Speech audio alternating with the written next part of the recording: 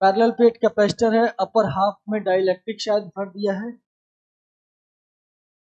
जो 1/3 पोर्शन को यानी A/3 को कवर कर रहा, 2A/3 में अभी भी कुछ भी नहीं भरा है।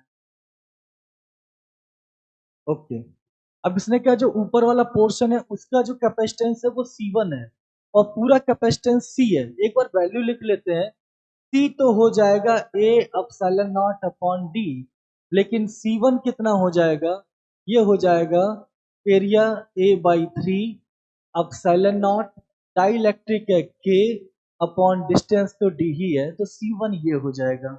अब जरा देखते हैं क्या कहा है इसने, E1 अपॉन E2 की वैल्यू कितनी होगी। अब देखो, हम इसे ये पॉइंट और ये पॉइंट ले, है तो एक ही कंडक्टर का पार्ट सेम पोटेंशियल पे, ये पॉइंट और ये पॉइंट एक ही कंडक्टर का पार्ट सेम पोटेंशियल पे, तो ये डिफरेंस इस डिफरेंस के बराबर है और E इक्वल टू होता है V/D।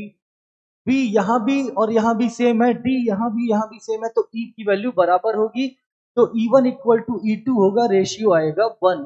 A करेक्ट है। अब B में क्या है, E1/E2 इक्वल टू 1/K, ये तो रॉन्ग हो गया। C में क्या है, Q1 upon Q2 equal to 3/K। Q1 क्या है, ऊपर वाले पे चार्ज। अब अपर हाफ कैपेसिटर पे अगर देखोगे तो चार्ज क्या होगा, CV।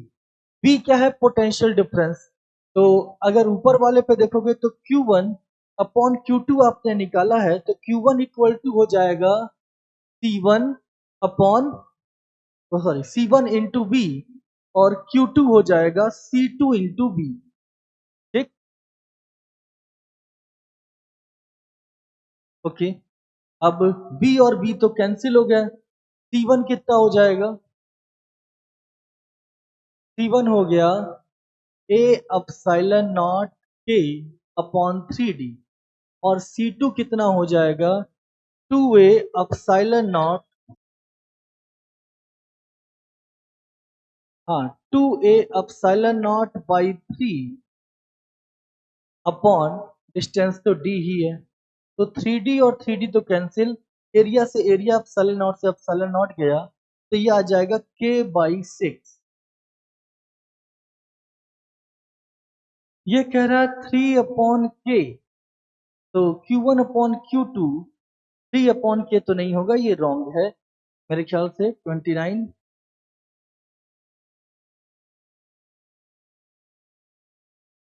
ठीक है, तो ये भी रॉन्ग हो गया। डी को जरा चेक करते हैं, C/C1 इक्वल टू, तो C/C1 हमने अभी निकाला नहीं है, कर लेते हैं। तो C1 इक्वल टू है A epsilon not upon D को, उसमें अगर मैं C लिख दूं तो C K अपॉन 3, तो C/C1 ये हो जाएगा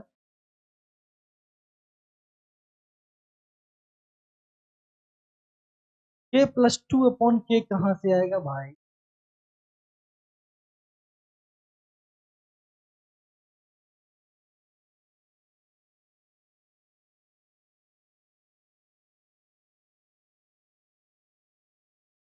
29 आंसर दिया है A और D।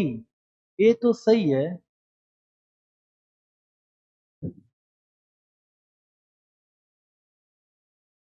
लेकिन D C/C1, तो C/C1 की वैल्यू करेंगे तो 3/K आ जाएगा।